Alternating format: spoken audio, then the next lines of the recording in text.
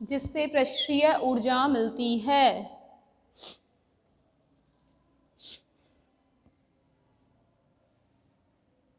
तो स्टूडेंट्स को लिखते हैं हम लोग, आप लोगों ने लिख लिया होगा, वरना आप पॉज करके लिख लें, ठीक है। देखिए हमने यहाँ पे देखा कि जो पृष्ठीय ऊर्जा होती है वो किसके होती है, अब इक्वल BS प्रोपोर्शनल टू पृष्ठीय क्षेत्रफल, और इंग्लिश में लिख लें इसको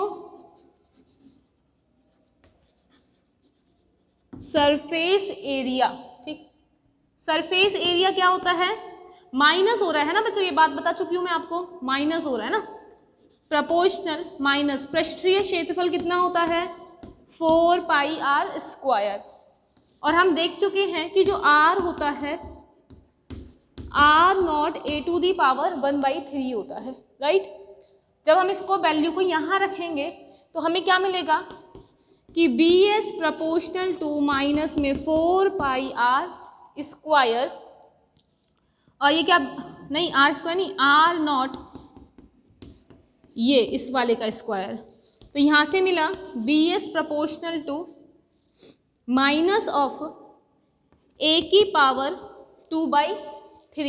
किसके प्रोपोर्शनल हो गया BS माइनस ऑफ a/2/3, तो यहाँ से BS क्या आया बच्चों, यहाँ पे माइनस एज इट इज लिया, समानुपातिक हटाते हैं, प्रोपोर्शनल साइन हटाते हैं, तो क्या लगाते हैं AS a⁴, ये है इक्वेशन नंबर 3, इसे लिखिए। और नेक्स्ट चलते हैं हम अपने थर्ड पॉइंट की तरफ, कूलाम्ब एनर्जी। कूलाम्ब एनर्जी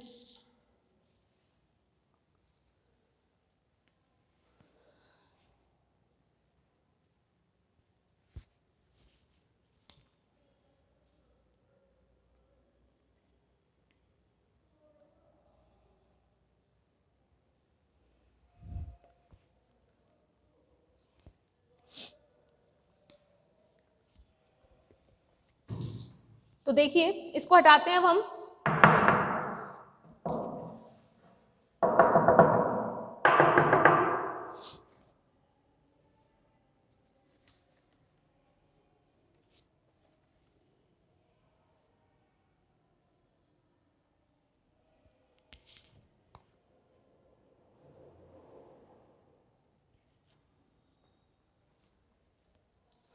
देखिए स्टूडेंट अब हम करना है इसके बाद में coulomb energy, third point coulomb energy, ये क्या होती है,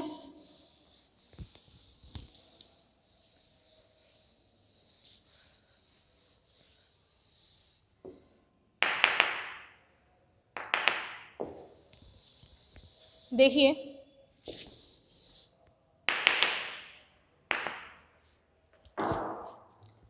थर्ड है हमारे पास में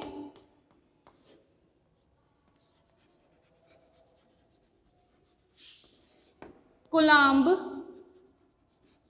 एनर्जी, ठीक, इसे बोलते हैं बच्चों कूलाम्ब ऊर्जा।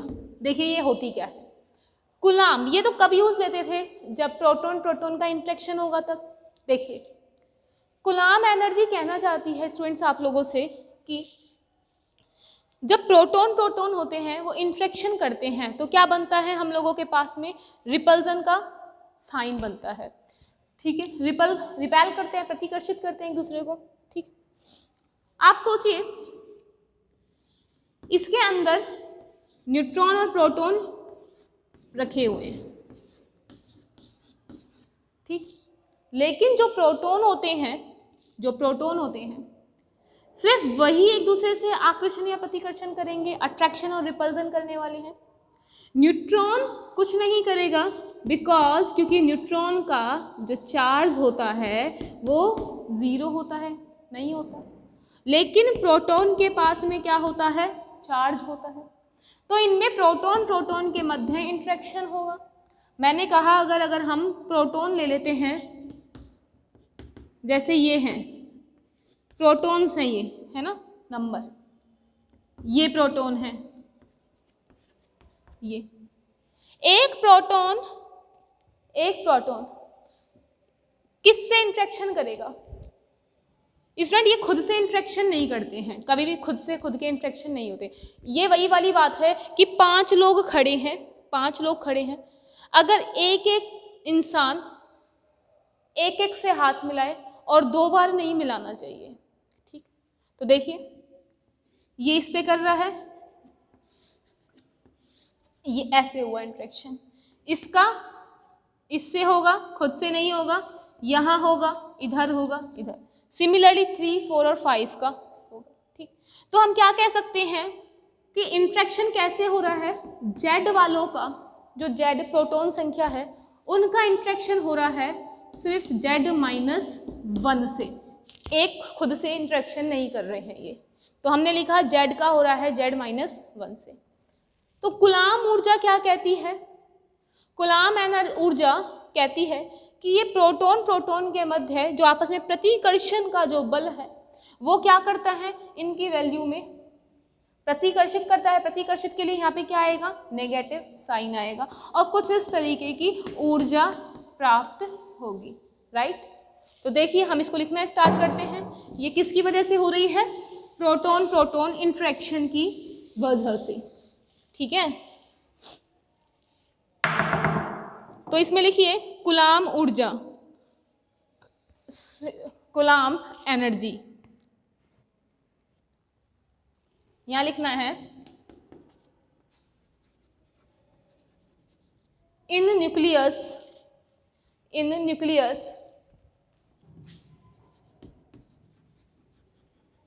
Repulsion force remain active, repulsion force remain active between protons and decreases with binding energy and decreases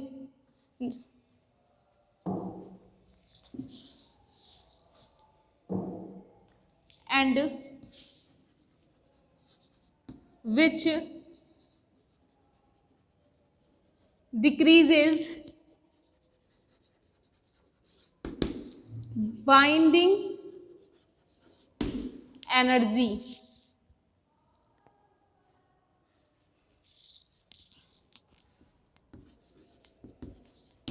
it is known as Coulomb energy and denoted by Coulomb binding energy Cb। और Hindi medium वाले इसमें लिखिए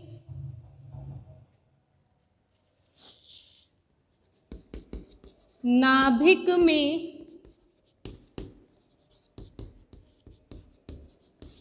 proton होने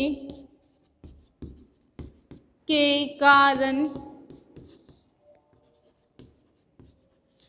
इनके मध्य प्रतिकर्षण बल लगता है, इनके मध्य प्रतिकर्षण बल लगता है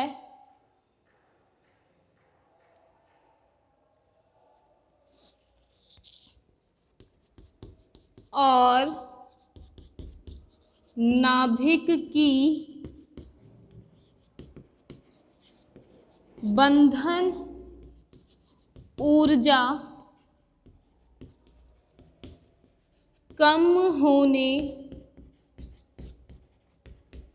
लगती है और नाभिक की बंधन ऊर्जा कम होने लगती है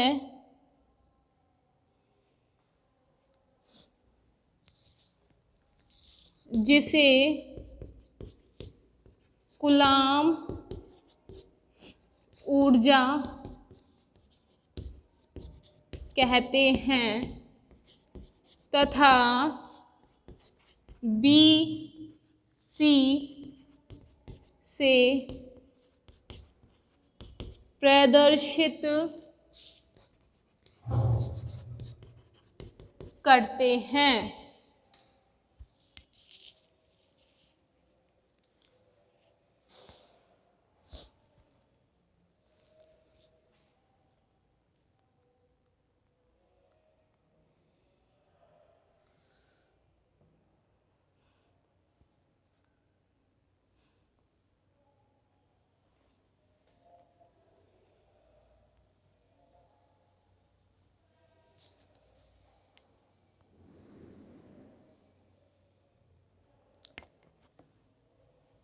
तो इसमें से फॉर्मूला बनेगा B C proportional to Z minus 1 upon में ए की पावर 1/3 और प्रतिकर्षण हो रहा है तो हम इसको क्या बोलेंगे, माइनस में। ठीक है, देखो इक्वल हटाएंगे तो क्या लगाया, ए सी नेगेटिव साइन और जेड माइनस 1, ए की पावर 1/3 कैपिटल ए आएगा ना। इसे दे दीजिए आप इक्वेशन नंबर 4।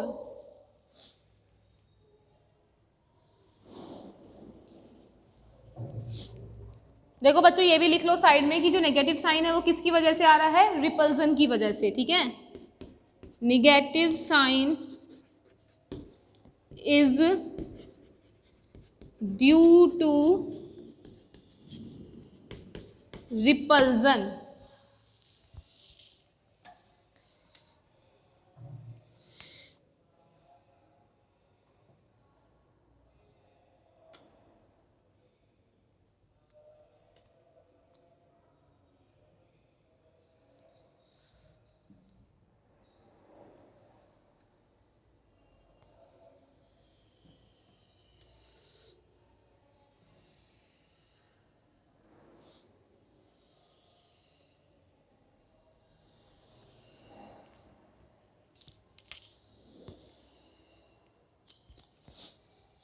स्टूडेंट आप लोगों ने इसको लिख लिया होगा, नहीं लिखा तो इसे पॉज करके लिख लीजिए।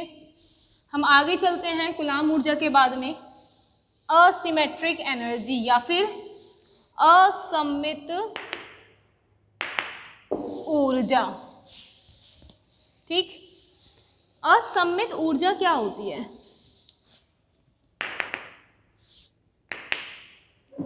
इसमें असममित ऊर्जा काफी इजी है। देखिए जब n बराबर हो z के, मतलब कि नंबर ऑफ न्यूट्रॉन जब इक्वल होते हैं नंबर ऑफ प्रोटॉन्स के, तो हम क्या कहते हैं, नंबर ऑफ इक्वल n और z अगर एक दूसरे के इक्वल होते हैं तो हम कहते हैं कि वो कैसा है, सिमेट्रिक न्यूक्लियस है जब इक्वल होते हैं। लेकिन किसी वजह से अगर n is not equals to 0, protons की संख्या न्यूट्रॉन की संख्या के इक्वल नहीं होता, तो हम कहते हैं वो कैसा है, असिमेट्रिक, असममित। ठीक, तो इसकी वजह से एक ऊर्जा मिलती है क्योंकि इनमें रिपल्सन या कुछ बढ़ेगा ऊर्जा का, तो उसे बोलते हैं असिमेट्रिक एनर्जी। ठीक, तो हमारे पास में फोर्थ है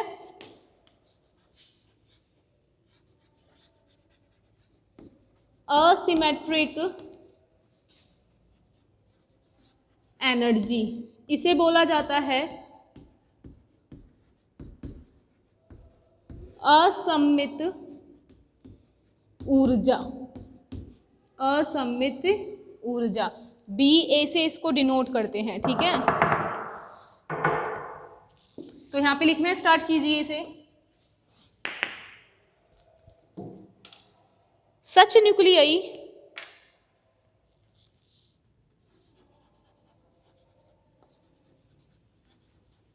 such nuclei which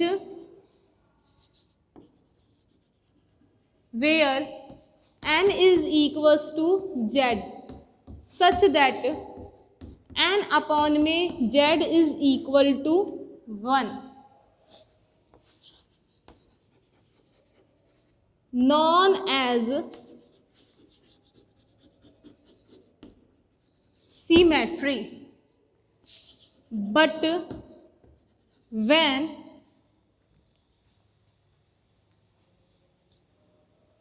n upon में z is greater than 1 or n is not equals to z, it is known as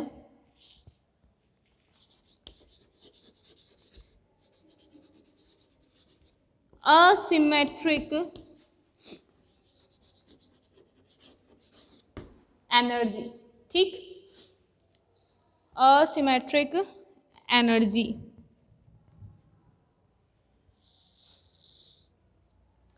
N upon Z is greater than 1 को हम ये भी बोल सकते हैं बच्चों अनस्टेबल, है ना,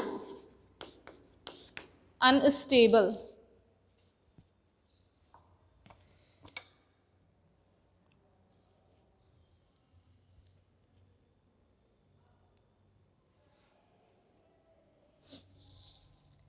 हिंदी मीडियम वाले लिखिए,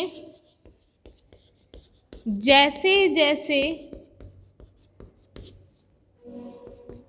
नाभिक में न्यूट्रॉन की संख्या, जैसे जैसे नाभिक में न्यूट्रॉन की संख्या प्रोटॉन की संख्या से कम होने लगती है, कम होने लगती है, वैसे वैसे नाभिक का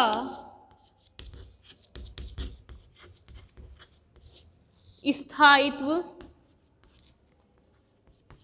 कम होता है, वैसे वैसे नाभिक का स्थायित्व कम होता है।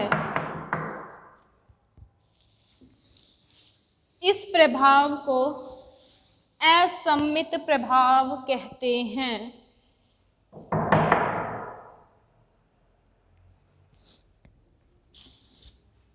इस प्रभाव को असममित प्रभाव कहते हैं, जिससे बंधन ऊर्जा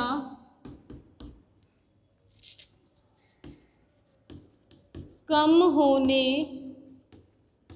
लगती है, जिससे बंधन ऊर्जा कम होने लगती है।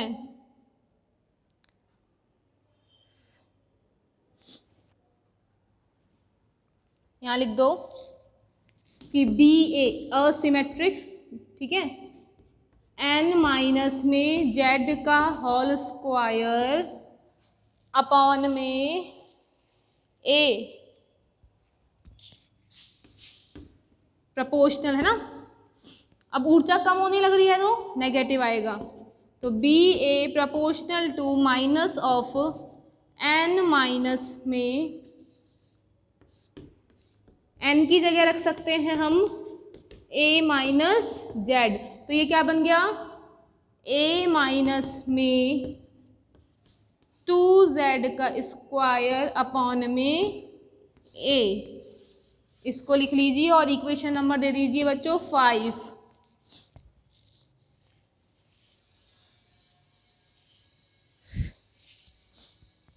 इसको मत दीजिए इक्वेशन नंबर 5, इसको दीजिए बी ए इक्वल, प्रपोर्शनल को भी हटाते हैं ना, माइनस ए A माइनस में 2Z अपॉन में A,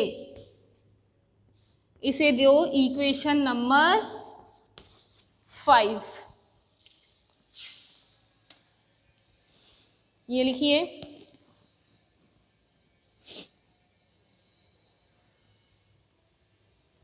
और एट लास्ट है हमारे पास में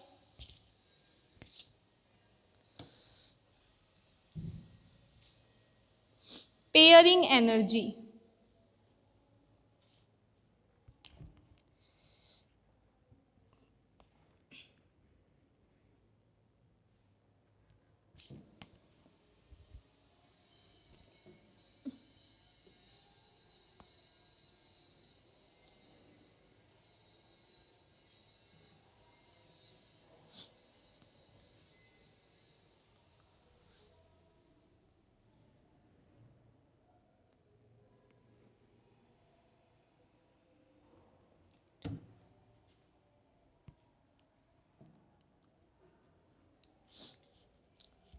बच्चों इसके बाद हम लोगों को देखनी है पेयरिंग एनर्जी, ठीक है।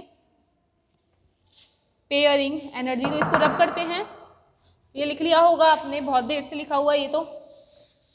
नेक्स्ट है 5th। बच्चों आज ना हमारा कुछ थ्योरेटिकल टॉपिक है, तो यहाँ पे सिर्फ काम लिखने वाला है। और हम इसको लिख क्यों रहे हैं? क्योंकि ये एग्जाम के लिए काफ़ी इम्पॉर्टेंट है। कल बताया था द्रव बूंद मॉडल के लिए ना। तो 5th है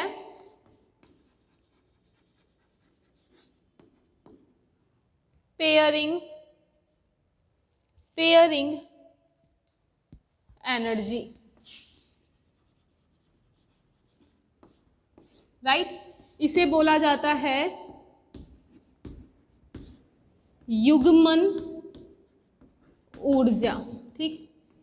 देखो स्टूडेंट, ये तो आपको मालूम ही है खुद को भी कि बंधन ऊर्जा के साथ कैसे रिलेट कर रहे हैं इसको हम। प्रोटोन हम बात कर चुके हैं। अगर किसी नाभिक में, ठीक है, अगर किसी नाभिक में प्रोटॉन की संख्या कैसी है? सम है, इवन है, सम संख्या है। और उसमें न्यूट्रॉन की संख्या भी कैसी है? इवन है। Means number of proton even है, नंबर ऑफ न्यूट्रॉन भी कैसे हैं? इवन है, राइट। तो P और N इवन है, तो A कैसा हुआ? इवन हुआ, ठीक। जब हमारे पास में A इवन होगा, किसके कारण? P और N की वजह से, तो हम कहेंगे कि वो बहुत ज़्यादा स्टेबल नाभिक है, वो बहुत ज़्यादा स्थायित्व न्यूक्लियस है, ठीक। लेकिन जब प्रोटॉन की संख्या कैसी हो? ओड। न्यूट्रॉन की संख्या कैसी हो? ऑड। तो A कैसा आएगा बच्चों? Odd, right. तो इस टाइम पर हम क्या कहने वाले होंगे कि इसका स्थायित्व कम हो गया, इसकी स्टेबिलिटी कम हो गई। जब इसका स्थायित्व कम होगा तो इसकी बाइंडिंग एनर्जी भी कैसी हो जाएगी बच्चों? कम हो जाएगी। मतलब बाइंडिंग एनर्जी कम हो जाएगी, इसका मीन है कि इसकी भी वैल्यू किस में आएगी? नेगेटिव आएगी, ठीक। लेकिन अगर हम कहें न्यूट्रॉन प्रोटॉन, न्यूट्रॉन तो सम है, प्रोटॉन विषम है, ठीक। तो हम उस केस में कहेंगे कि ये ना तो स्टेबल है और ना ही अनस्टेबल है, इंटरमीडिएट स्टेबल है, मध्यवर्ती स्थायित्व है, ठीक। तो हम इसको लिखना स्टार्ट करते हैं। युग्मन ऊर्जा, पेयरिंग एनर्जी। तो देखिए,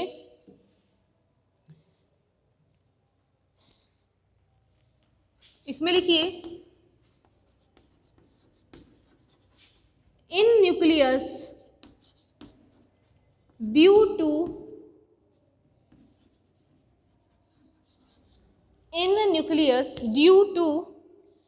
exchange interaction pairing, exchange interaction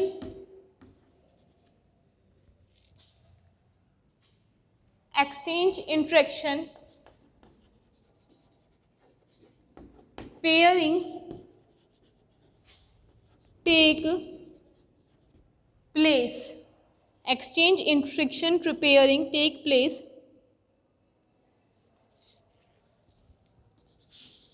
whenever there is pairing between nucleons.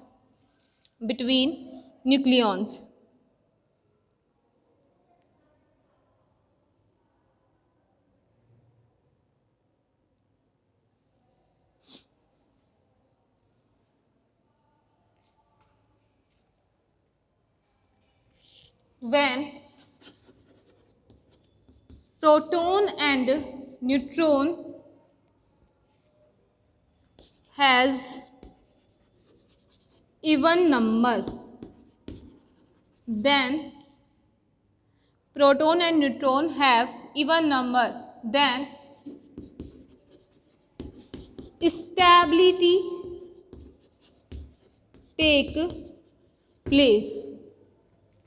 But if proton and neutron are odd number, then instability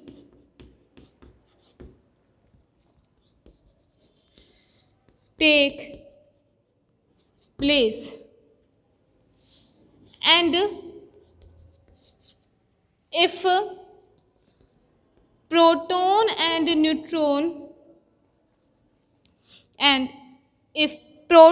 neutron one of them is even and other is odd, then intermediate stability take place. Then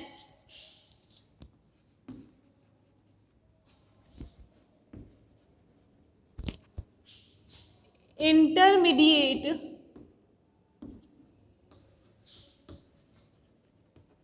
stability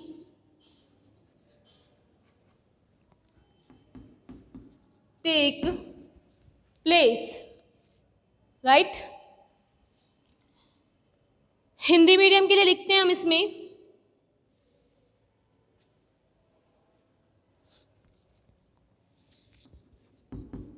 यदि नाभिक में neutron व proton की संख्या सम है तो वह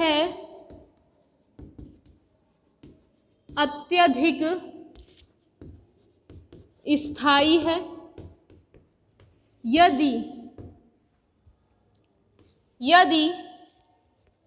proton व न्यूट्रॉन की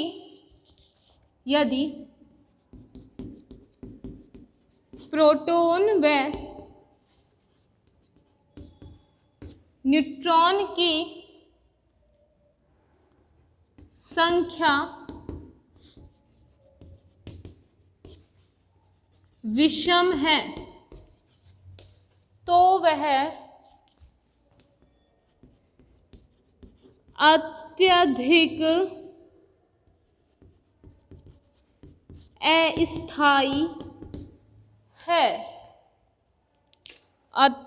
अस्थायी है।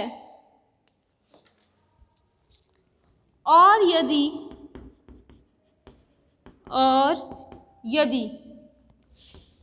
प्रोटॉन व न्यूट्रॉन में से कोई एक कण सम तथा दूसरा कण विषम हैं तो वह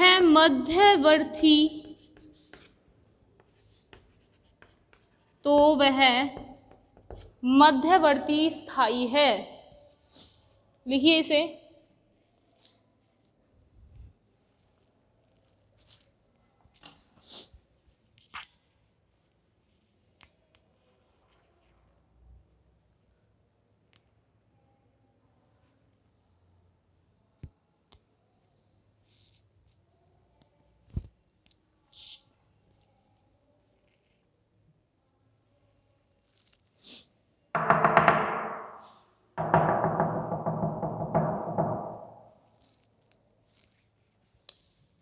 इंग्लिश वालों ने लिख लिया होगा इसे। हम इसके लिए फॉर्मूला जनरेट कर देते हैं। क्या आता है बच्चों? देखिए, फॉर्मूला बनेगा यहां से कि BP, इसको BP से डिनोट करते हैं, बेयरिंग एनर्जी के लिए, प्रोपोर्शनल टू हुआ A की पावर 3/4 के।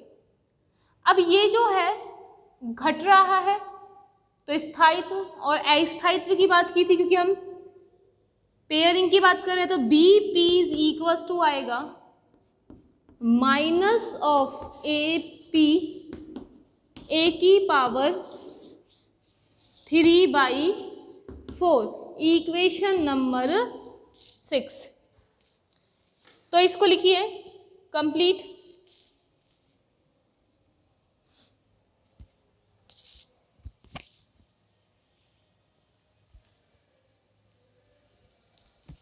तो स्टूडेंट्स, हम लोगों का ये आज का टॉपिक कंप्लीट हुआ है।